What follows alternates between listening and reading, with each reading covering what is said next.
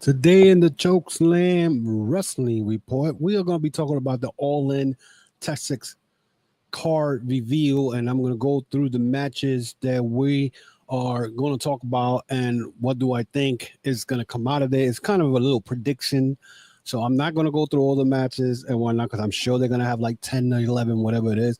Also, we're going to talk about how Zack Sabre Jr. wins the IWGP World title one more time and whatnot. Who is going to dethrone him, and who I think right now New Japan is grooming to be the next IWGP World Champion. And also we're going to be talking about the Ring of Honor getting rebranded supposedly, but we don't know when is this going to happen. But we're going to talk about it and much more on the Chokeslam Wrestling Report. This is the moment we've all been waiting for the thousands in attendance and the millions watching around the world. Ladies and gentlemen, let's get ready to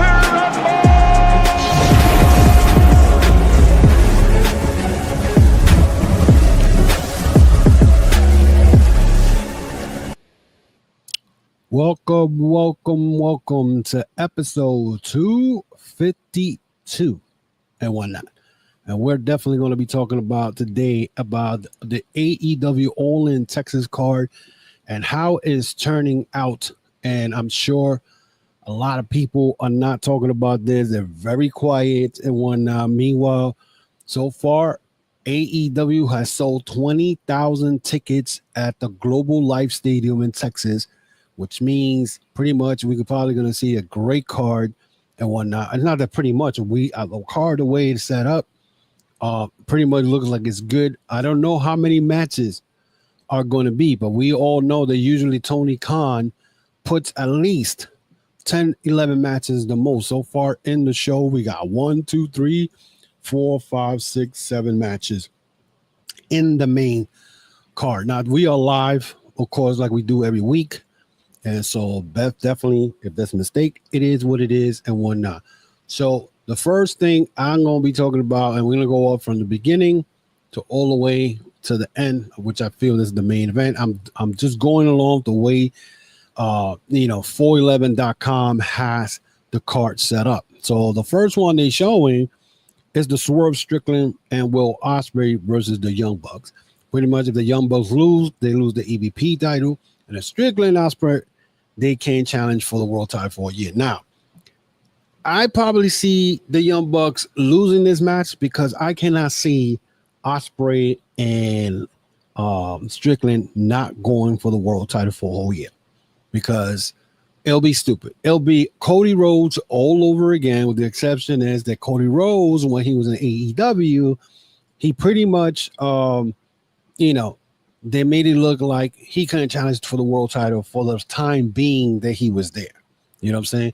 So them doing that's stipulation where either Will Ospreay or Swerve Strickland not challenging for the title for a year, then if that's the case, if they lose, what are they going to do for a year? You know what I'm saying? Now, so I see the Young Bucks losing and the EVP titles taken away from them. I mean, they're already showing. They showed this week that they use a company credit card to buy their stuff and all this, and making it look like they're using Tony Khan's business credit card for their own well-being, whatever.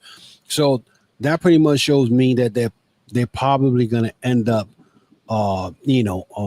losing that match. I mean, the Young Bucks right now, to me, which makes no sense to me. And I'm going to say it, the Young Bucks are working with Don Callis family, and they're working with the Death Riders. So what happened to the Elite? Okada now is with Don Callis and whatnot. You know what I'm saying? So they affiliated with everybody. You know what I'm saying? And that's, to me, that makes no sense to me because they're all over the place. The Elite is supposed to be the main faction in there, but now with, Kenny Omega doing his own thing, he's about to go and face Okada for the unification title match. So, it's We don't know, but I see the Young Bucks losing this match and Strickland and Ospreay winning this, and then the Women Casino Gauntlet match. They're gonna have that. We don't know who the hell's gonna win there, but I know Chris Statlander is in that one. Statlander could become a Death Rider member already. She's showing signs of that and whatnot. So who knows? The Men's Casino Gauntlet match. MJF is in that one, and there's no brainer. I was thinking like, oh, why MJF is in that show, and I forgot that MJF is in the Gauntlet. And MJF's gonna win this. It doesn't take a rocket scientist to figure that one out. He's gonna win that. He's gonna find a way to win. Either the Hurt businesses are gonna get involved, but probably there's no disqualification, so they're gonna get involved. MJF is winning the Casino men's match, so that is a no-brainer there. So then we have the tag team title match between the Hurt Syndicate versus Mike Bailey and Kevin Knight. This week with that, I found it very stupid. They got their asses whipped, Kevin Knight and Mike Bailey, and they still kept getting up. Okay, we understand what you're trying to do, like, oh, they're not quitters or whatever, but having them get up at least 3 or 4 times after the power, I don't know how many times, face powerbomb by Bobby Lashley on Mike Bailey, that to me, I was like, okay, this looks stupid right about now. Why they keep getting up and challenging? My mans are wrapped up with how you call it, the tape around their ribs, and I'm like, what? So that's no brainer either. We already know who's gonna win that match. I don't see the Hurt Syndicate losing those tag belts, but in the future, I could see the FTR probably taking those belts away from them after MJF turns on them. I could see that happening. Then we have the International Championship and Continental Championship match. Now, this is going to be hard for me because I think I don't see Omega winning this for the simple fact that because Ibushi is back, and we could see Ibushi and Omega team up for the Golden Lovers, the whole Golden Lover thing, so they could have it. They could have a run in AEW. They had a run in New Japan. So pretty much, I'll see Okada winning this because, Don Callis and his family are going to get involved and whatnot, and they're going to cost Omega the international title. And I could see Okada winning this and whatnot. Okada for the win. That's what I'm calling him. Then this is going to set up for Kenny Omega to do a Golden Lovers reunion with Ibushi, and then they're going to have a run in AEW, and they may be the ones that may take the belts away from the Hurt Syndicate. So, you know what I'm saying? So I see that happening. The Women's Championship match. This one has me conflicted because the last couple of weeks we had Mercedes Moné attacking Toni Storm and then I don't see Mercedes Moné winning the world title for the simple fact, what's the point? Is she going to be like, how you call it, Ultimo Dragon with all these belts around, like 8 belts, 9 belts, whatever the case may be? I mean, right now, she's the best wrestler in the game right now. Whether you don't like it, whether you don't agree with me, the bottom line, who is better than Mercedes Moné right now in wrestling? You know what I'm saying? She's, besides Athena, who has held the belt for so long for Ring of Honor, Mercedes beat her, so that already shows you that she is better than Athena. You know what I'm saying? Cousin Marcus, yeah, I think Mercedes definitely wins. I don't think so. I'm gonna tell you what. Simple fact, you have Mercedes Moné jumping Toni Storm every week. Usually, when that happens, the world champion wins, and Mercedes Moné losing to Toni Storm is not going to hurt her. For the simple fact, she already got all these belts from all different places. You know what I'm saying? She got the Red Pro World title. She has the European title that she won not long ago. She's a CMML world champion. So her being now world champion in AEW, it's not going to hurt her. Maybe she'll win it down the line and whatnot. But I don't see her winning it because, if she wins it, I think if she wins it, there's going to be a lot of people pissed off at AEW because I'm like, oh, you're giving her all the belts and whatnot. Because we're already seeing it. People are pissed off because Mercedes Moné right now got all the belts and whatnot. She's the best champion there is right now. There's nobody right now who's better than her. Even in WWE. Not no Io Sky, not no Tiffany, definitely no Tiffany Stratton. I'm sorry to say it, but Mercedes Moné right now is the hottest female right now in woman wrestling right now. She holds the belt. She holds all the belts. Okay. She's multiple world champion in Rep Pro and, CMML, Rep Pro. She's the TBS championship, which is a TV title. And if she gets the AEW title, who knows? Cousin Marcus said Tony got some get back. I don't think either is actually hurt, but this is her huge crowning moment. Gotta ignore the bozos actually hurt by a loss. Well, listen, there's a lot of bozos in the community, so I don't pay attention to it, but they're already crying.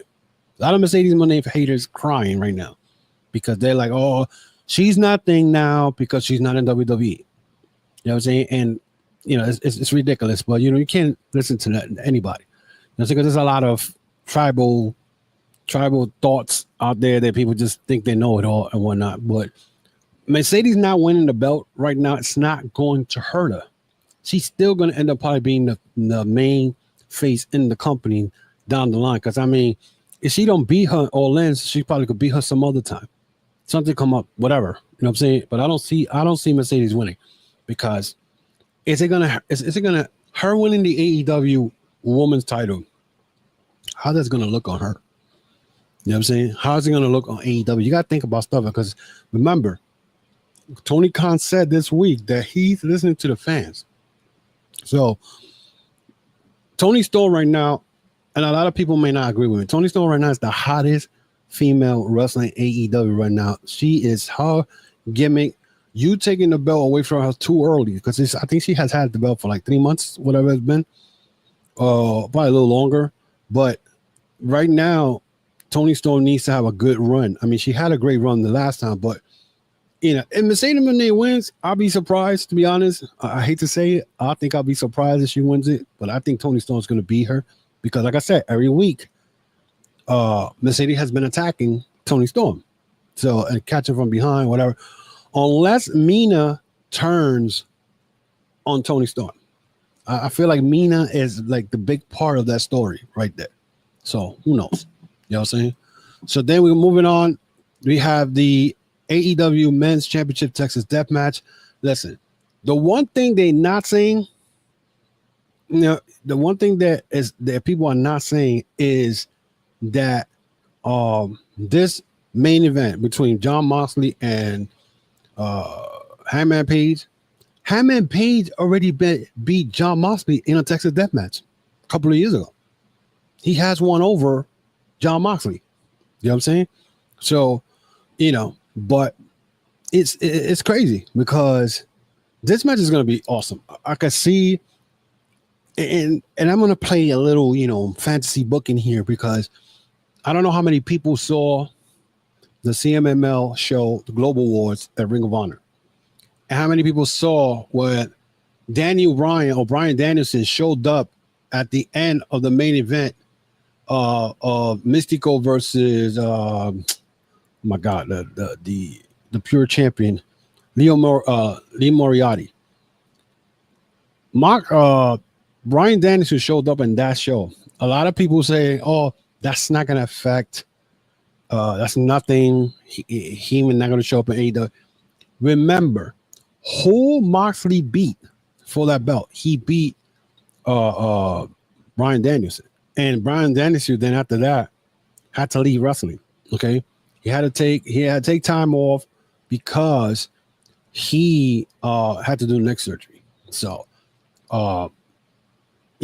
so do not be surprised that after all these people get involved, the Death Riders, the Ops, and whoever gets involved in that show, okay, in that main event, do not be surprised if Bryan Danielson shows up and costs Jon Moxley the title. I can see it happening. And it's about time that, and I got Hangman Page winning this.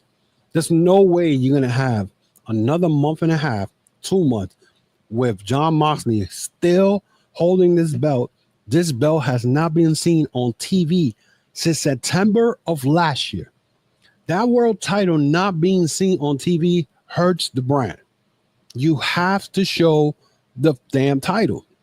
You know what I'm saying? You have to show it regardless. You know what I'm saying? So it's crazy because in my head, I'm saying to myself, you know, it's nuts. You know what I'm saying? It's nuts.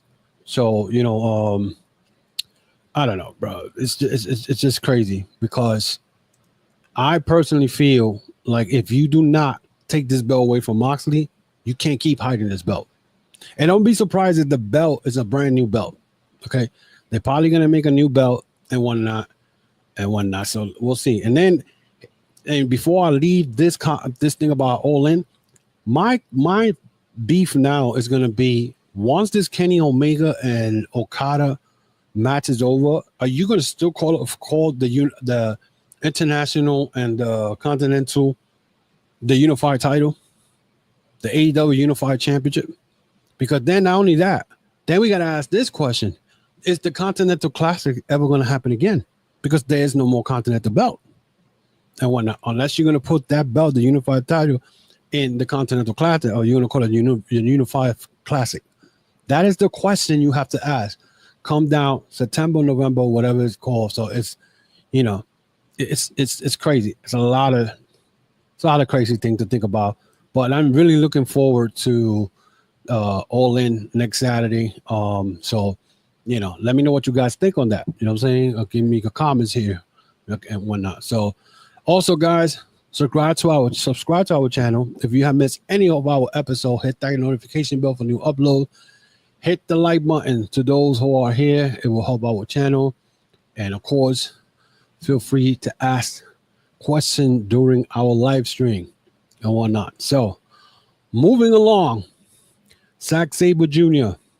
reclaim his IWGP World Championship by defeating Hiroki Goto last Sunday on Tanahashi Jam and whatnot.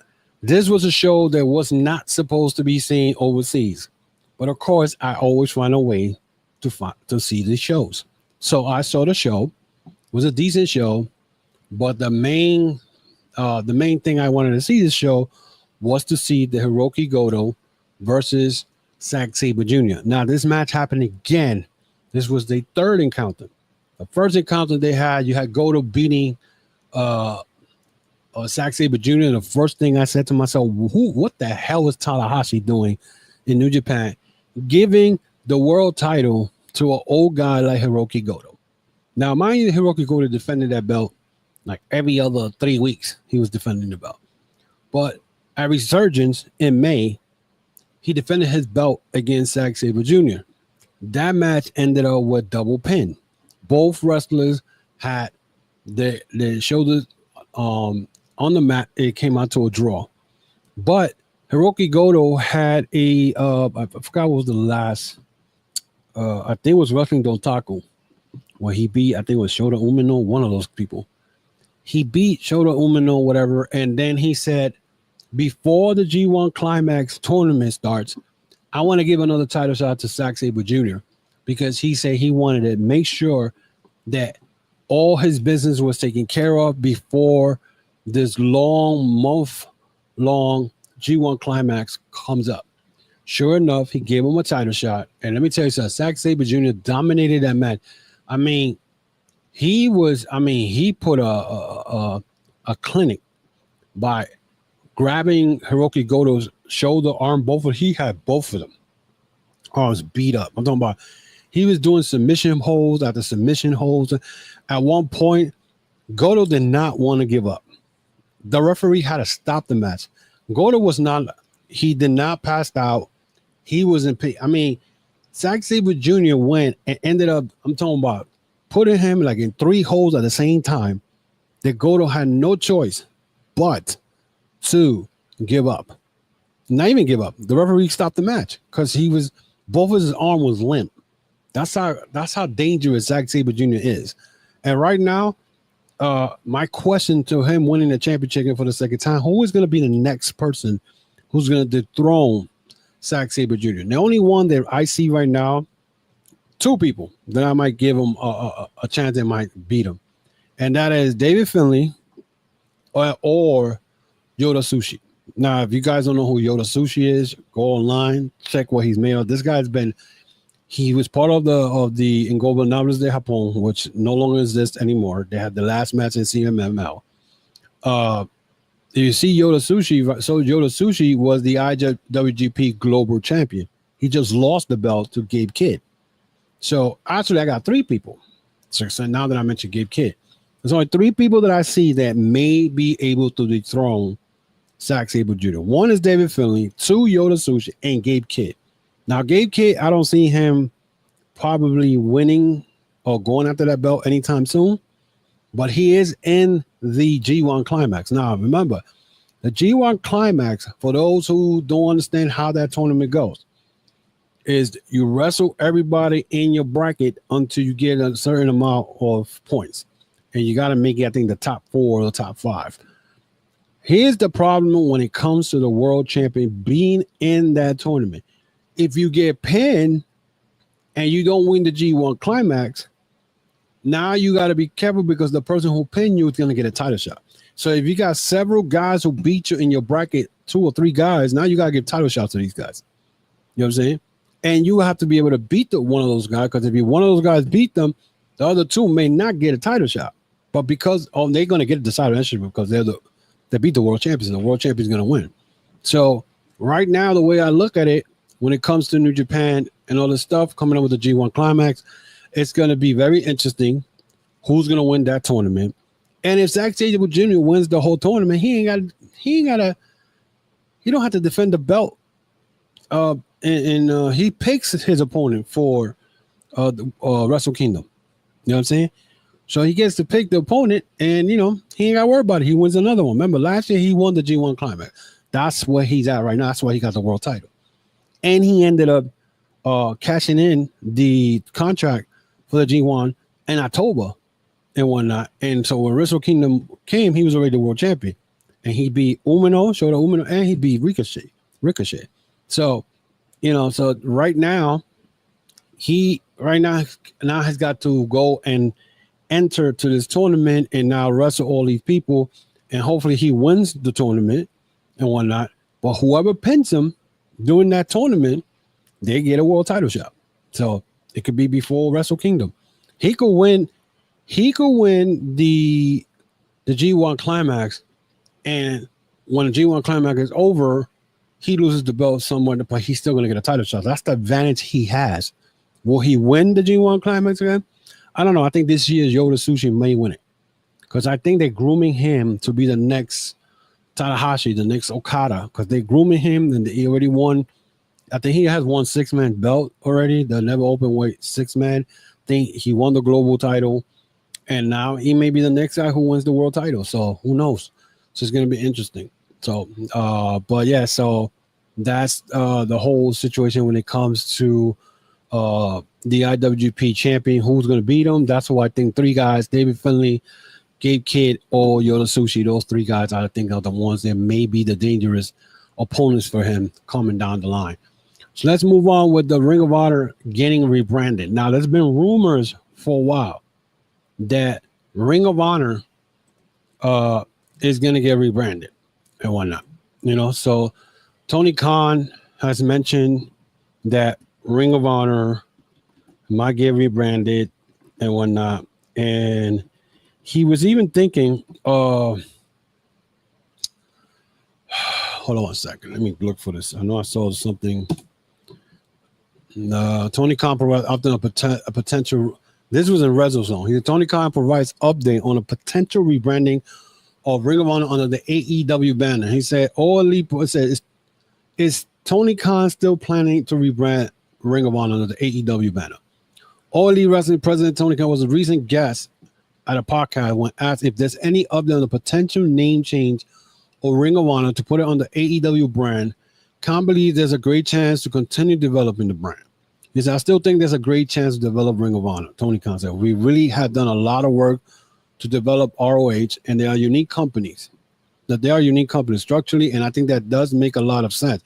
And I still think there's a merit to that, but there's also a lot of reasons why I position ROH the way I have. Ring of Honor, I still think we have a chance to strike a great opportunity. AEW has huge media rights deals that have changed the landscape for all wrestling companies, including Ring of Honor, and any deal we do. It's got to make really good sense for everyone involved, including as a ROH and also AEW. So that is something I consider. Right now, I think we've done a great job positioning the company as leaders. We're leading champions like Athena and Bandito. And the way I look at it, pretty much he's trying to say that Ring of Honor is going to need a TV deal, because if you think about it, ROH does not have a TV deal. Okay. ROH has that Honor Club. How many people are paying for that? $10 a week or $10 a month to watch Ring of Honor and whatnot. And I know a lot of people will find other ways to see it. And Ring of Honor right now, you have Athena, who's the world champion. You got Bandito as the world champion. You got Sammy Guevara and Dustin Rhodes as the tag team champions. 6-man champs, I believe is Dustin Rhodes with the Von Erichs. And the question is, what I think AEW should do, the wrestlers that they're not using in AEW, you rarely see on TV, put them in Ring of Honor. Make Ring of Honor probably a little, I won't even call it developmental. I'll put it like a second brand, but get them a TV deal. NXT was able to get a TV deal, CW and whatnot. WWE was able to do that. But if you try to put Ring of Honor, let's say, for example, on a Thursday night on channel, on the TBS channel, the TNT channel, how many people are going to watch that? You know what I'm saying? There's too much wrestling going on. You know what I'm saying?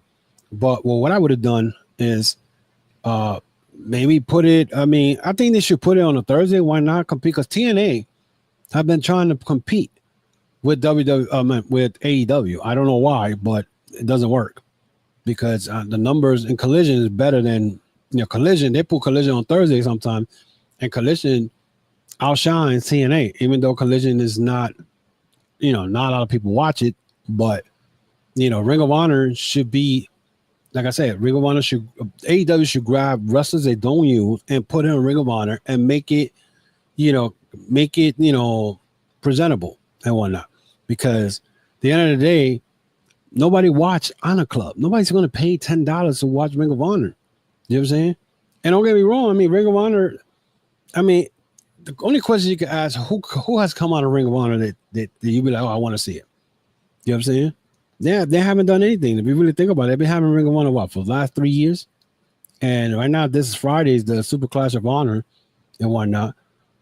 And one thing I'm going to say, because I know in that car, Super Clash of Honor, they're going to have Thunder Rosa versus Athena. I don't want Thunder Rosa winning the title at all. And why I say that? Because she plays politics in the back.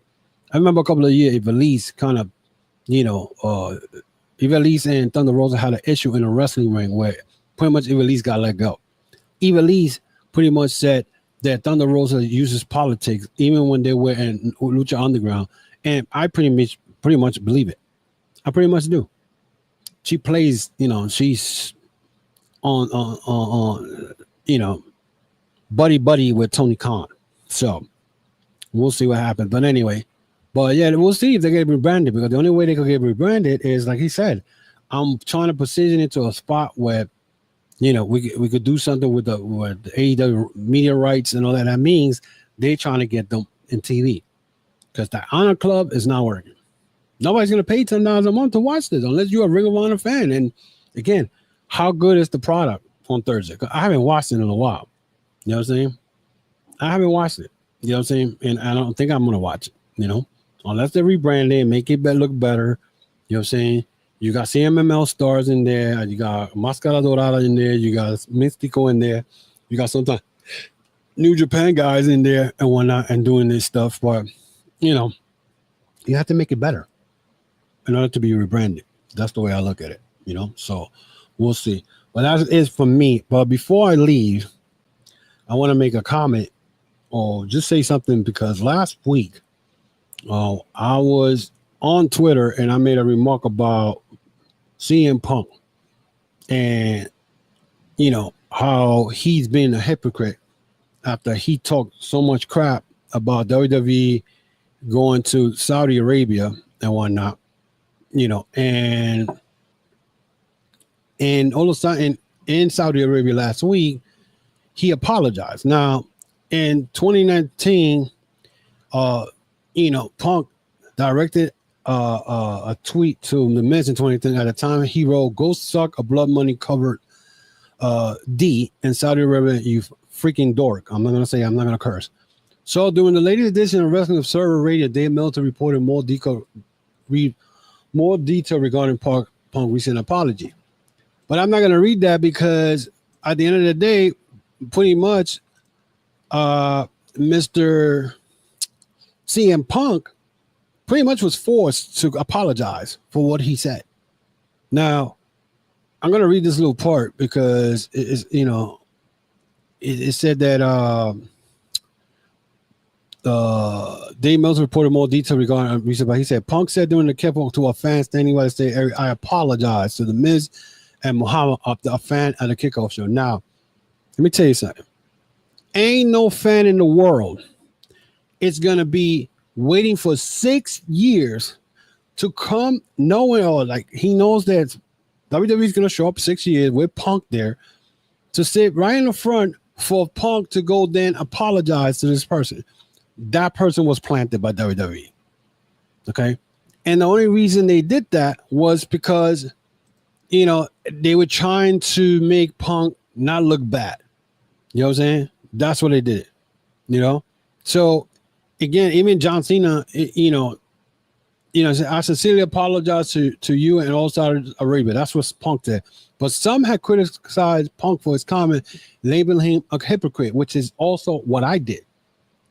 With John Cena even nobody calling out Punk out of hypocrisy, but even though I don't know if that was whatever. But what's funny is that WWE official reported told Punk going to Saudi Arabia and voicing his apology make him look good. So basically, he was forced to apologize. Now, I had a clown on Twitter go into my platform and had the nerve to say, "Oh, I'm the hypocrite. And the IWC is a hypocrite." So basically, this clown went to my platform and said that I was banned from his podcast, which is I had to laugh because I'm like, I didn't even know who are you and why are you following me, and you're banning me from your podcast when you only got 40 followers. Number one, I am not going to no podcast with no 40 followers. I'm sorry, you know what I'm saying? And basically, I don't know who you are. So. I said, the one thing I said, look, at the end of the day, if you're coming after me because I'm making a statement, okay, you can keep it moving. You don't even have to stop my platform and talk shit, because you talk shit, I'm going to talk shit right back at the end of the day. You know what I'm saying?